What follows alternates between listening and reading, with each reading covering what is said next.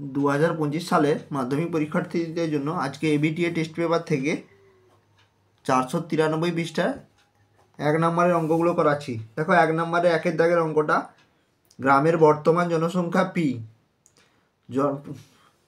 প্রতি বছর জনসংখ্যা বৃদ্ধির হার 2r হলে n বছরে জনসংখ্যা কত হবে?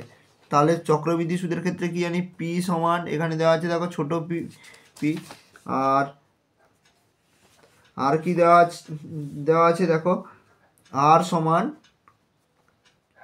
2r% এবং n সমান দেওয়া আছে n। এখানে বড় হাতের ধরেছি কারণ এগুলো ছোট হাতের আছে। তাহলে আমরা চক্রবৃদ্ধি সুদের সূত্র কি জানি, p × 1 + r/100 whole to the power n। এখানে বসিয়ে দিচ্ছি, তাহলে পি ছোট P 1 + 2r/100 whole to the power small n। তাহলে এটা কেটে গেল, তাহলে কত হলো 50। তাহলে P × 1 + r/50 whole to the power n। তাহলে অপশান বি হচ্ছে সঠিক। পরবর্তী অঙ্ক দেওয়া আছে দেখো 2 দাগের, √3 - √2 whole to the power x, √3 + √2 whole square হলে x এর মান কত? দেখো √3 - √2 x দেওয়া আছে, এটাকে যদি হরের করণী নিরসনের আকারে যদি সাজাই, তাহলে ওপর নিচে আমি দেখো এখানে হর নয়, এখানে লবে আছে। তাহলে এখানে কি হবে, উপর নিচে আমি √3 -√2 দিয়ে গুণ করবো, -√2 দিয়ে গুণ করছি, বাইরে হোল স্কোয়ার দিয়ে দিচ্ছি, হোল স্কোয়ার ছিল। তাহলে এটার মান, উপরেরটার মান কত হয়, √3 এর হোল স্কোয়ার -√2 এর হোল স্কোয়ার বাই √3 - √2, এটারও হোল স্কোয়ার হবে, বাইরে যে হোল স্কোয়ারটা ছিল এটারও হোল স্কোয়ার হবে। তাহলে এর মান কত? এর মান দেখো 3 থেকে 2 বিয়োগ হলে 1, আর 1 হোল স্কোয়ার মানে কত? 1ই হবে। তাহলে 3 - 2 এর হোল স্কোয়ার আর এটা √3 - √2 এর হোল স্কোয়ার সমান কত হচ্ছে? 1 এর হোল স্কোয়ার মানে 1 √3 - √2 এর হোল স্কোয়ার। এটা কার সঙ্গে সমান? এইটার সঙ্গে সমান। তাহলে বা এটাকে আমি পাশে লিখছি তাহলে বুঝতে সুবিধা হবে। তাহলে এটা সমান চিহ্নের এই পাশে এলে কি গুণ হবে, বা √3 - √2 × x × √3 - √2 স্কোয়ার সমান 1, বা √3 - √2 × x two the power x + 2 হবে, পাওয়ারে যোগ হবে। এটা করে দিলাম √3 - √2 হোল টু দি পাওয়ার 0। তাহলে x + 2 এর মান কত হলো? 0, বা x এর মান কত হলো? -2। অঙ্কটা দেখতে বড় লাগছে কিন্তু বড় নয়, যাতে তোমরা সহজে বুঝতে পারো সেই জন্য একটু বড় করে করেছি। তাহলে উত্তরটা কত হবে? অপশান এ হবে। পরবর্তী অঙ্কতে দেখো কি দেওয়া আছে, ABCD একটা বৃত্তস্থ চতুর্ভুজ,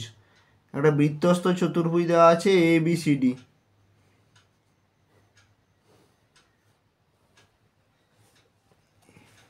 তারপরে কি বলেছে, এর BC বাহুকে E পর্যন্ত বাড়ানো হলো। তাহলে নাম দিলাম ABC, E পর্যন্ত বাড়ালাম,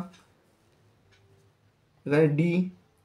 তাহলে এখানে কি দেওয়া আছে, BAD এর মান কত দেওয়া আছে? 140 ডিগ্রি। DCE এর মান কত, এর মান বের করতে বলেছে। দেখো আমরা বৃত্তস্থ চতুর্ভুজের ক্ষেত্রে কি জানি, বিপরীত কোণগুলো পরস্পরের যোগফল হচ্ছে 180 ডিগ্রি, বা পরস্পরের সম্পূরক বিপরীত কোণগুলো। তাহলে এটা কত হবে? 180 ডিগ্রি - 40 ডিগ্রি, 140 ডিগ্রি সমান কত হবে? 40 ডিগ্রি। তাহলে এই কোণটা 40 ডিগ্রি। আবার দেখো এটা একটা সরল রেখার উপরে অবস্থিত, তাহলে সরল রেখার উপর যে কোনো কোণের মান কত? 180 ডিগ্রি, মানে সরল কোণের মান। তাহলে এটা 40 ডিগ্রি হলে এটার মান কত হবে? নিশ্চয়ই 140 ডিগ্রি হবে, কারণ দুটো যোগ করলেই হবে 180 ডিগ্রি। তাহলে DCE এর মান কত হলো? 140 ডিগ্রি। তাহলে অপশান সি হচ্ছে আমাদের উত্তর। পরবর্তী অঙ্ক দেখো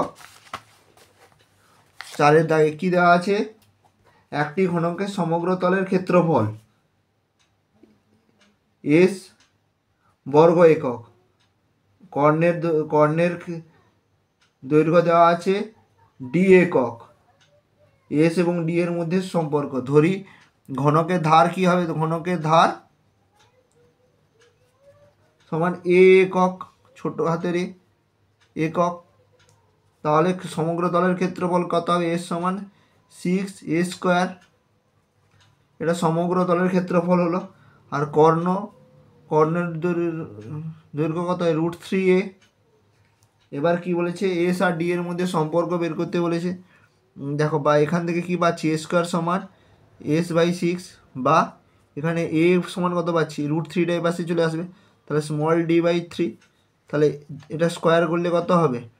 এ স্কোয়ার সমান এইখান থেকে কত পাচ্ছি? এ স্কোয়ার সমান d²/√3 এর হোল স্কোয়ার সমান d²/3। তাহলে s/6 সমান d²/3, কারণ এটাও এ স্কোয়ার, এটাও এ স্কোয়ার। d²/3, 3 একে 3, 3 2 6, কোনাকুনি গুণ করে দেবো। তাহলে এস সমান 2d², বা এইটা d² সমান s/2 হলো। এই সম্পর্কটা দেওয়া আছে। তাহলে অপশান ডি হবে আমাদের উত্তর। এর পরবর্তীতে দেওয়া আছে, দেখো 5-এর দাগের অঙ্ক। কি দেওয়া আছে? আলফা প্লাস বিটা সমান কত দেওয়া আছে? 90 ডিগ্রি। তাহলে আলফা ইজটু বিটা 2:1 ধরলাম। আলফা সমান ধরলাম 2x, বিটা সমান x। তাহলে 2x + x যদি করে দিই কত হবে? 90 ডিগ্রি।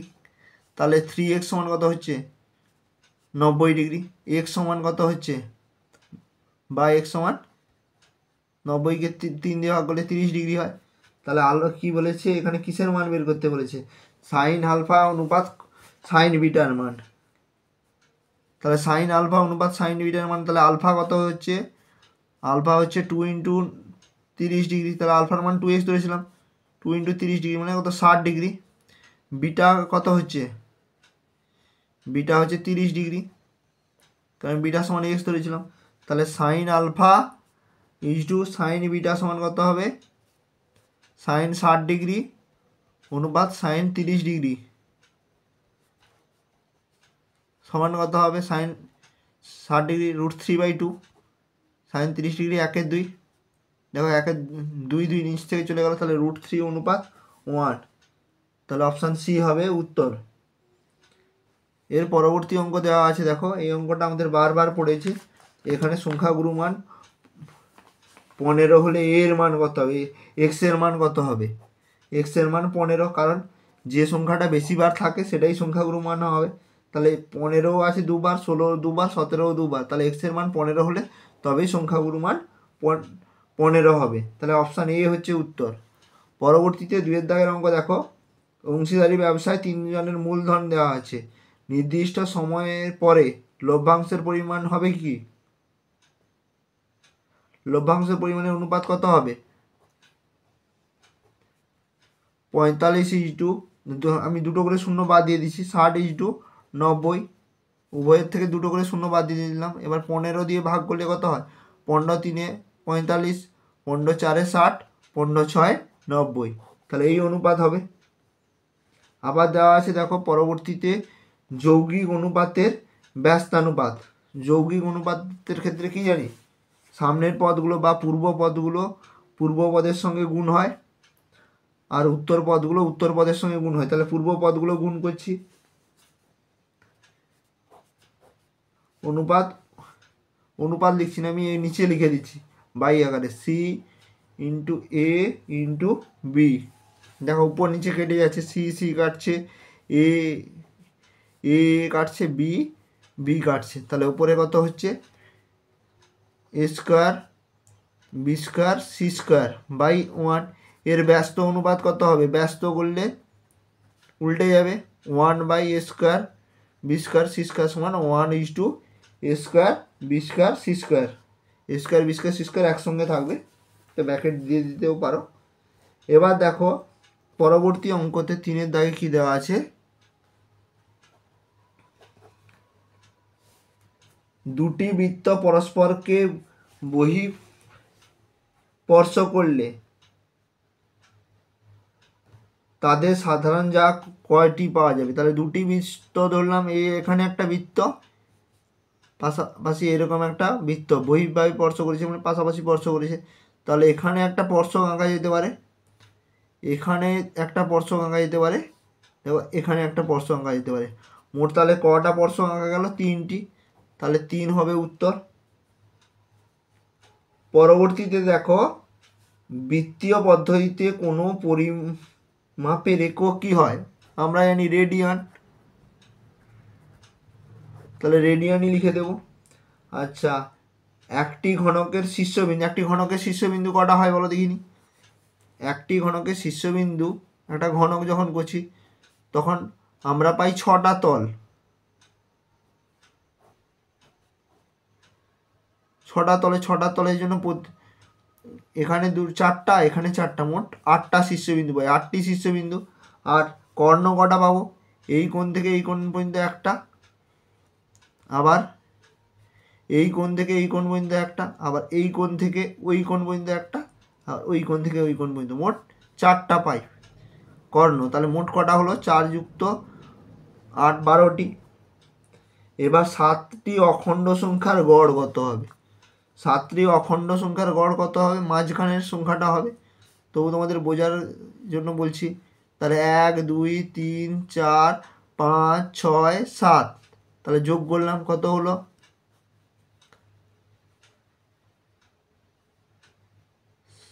দেখো 7 1 যোগ করলে 8, 6 আর 2 যোগ করলে 8, 5 আর 3 যোগ করলে 8, কটা 8 পাচ্ছি? 3টে 8, 8 3 24, 4 28, তাহলে এমনি যোগ করে দেখতে পারবে 28 হবে। 28কে আমি 7 দিয়ে ভাগ করছি, 7টা যেহেতু সংখ্যা ছিল, 7 4 28, তাহলে গড় কত হচ্ছে? 4। তাহলে উত্তর কত হবে? 4। এর পরবর্তীতে আমরা 3-এর দাগে আমরা সত্য মিথ্যাটা করব। দেখো 3-এর দাগে প্রথমে কি দেওয়া আছে? চক্রবৃদ্ধি সুদের পর্ব যত বাড়বে, চক্রবৃদ্ধি সুদ কি তত কমবে।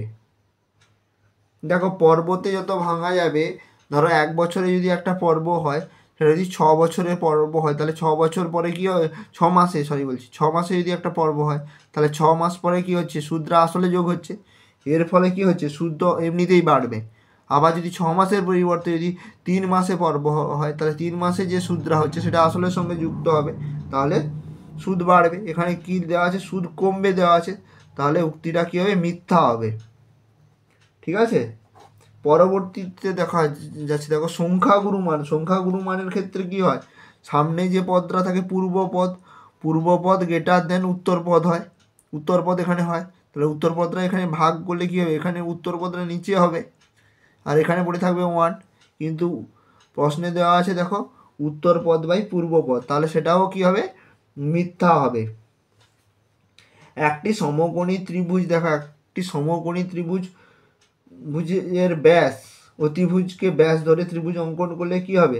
বৃত্তটি সমকৌণিক বিন্দু দিয়ে যাবে। এটা কিন্তু সত্য, কারণ দেখো একটা সমকোণী ত্রিভুজে আঁকলাম, একে যদি আমি ব্যাস ধরে আমি যদি একটা বৃত্ত আঁকি, তাহলে বৃত্তটা অবশ্যই এই সমকৌণিক বিন্দু দিয়ে, মানে যেখানে 90 ডিগ্রি হচ্ছে সেটা দিয়ে যাবে, তাহলে উক্তিটা কি হবে?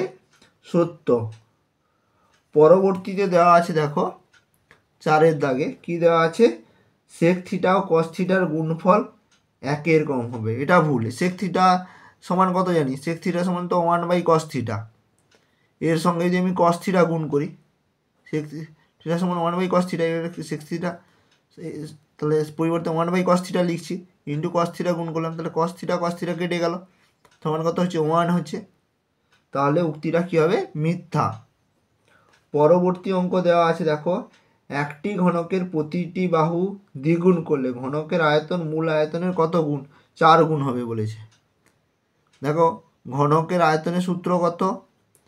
ধার এ হলে a কিউব হয়, তাহলে প্রতিটি বাহু দ্বিগুণ করলে তাহলে আয়তন কত হবে? 2a এর হোল কিউব। 2a এর হোল কিউব মানে কি? 2 কিউব আর a কিউব, 2 কিউব মানে কত? 8a কিউব, মানে কি মূল ঘনকের 4 গুণ হবে, 8 গুণ হচ্ছে কিন্তু দেওয়া আছে 4 গুণ, তাহলে উক্তিটা হবে এখানে মিথ্যা। এর পরবর্তীতে লাস্ট অঙ্ক দেখো 3-এর দাগে লাস্ট অঙ্ক এখানে কি হবে, এটা একটু মুখস্থ করে রাখতে হবে যে ক্ষুদ্রতম সূচক বোঝায় অঙ্কনের ক্ষেত্রে প্রতিটি শ্রেণীর উচ্চ সীমানা অনুভূমিক অক্ষর বরাবর নেওয়া হবে। এটা কি হবে, সত্য। এটা অপশান হবে সত্য বলে মুখস্থ করে রাখতে হবে। ঠিক আছে, আজকের ভিডিও এ পর্যন্ত। পরবর্তী ভিডিওতে দেখা হচ্ছে। ভালো লাগলে লাইক এবং সাবস্ক্রাইব করবে।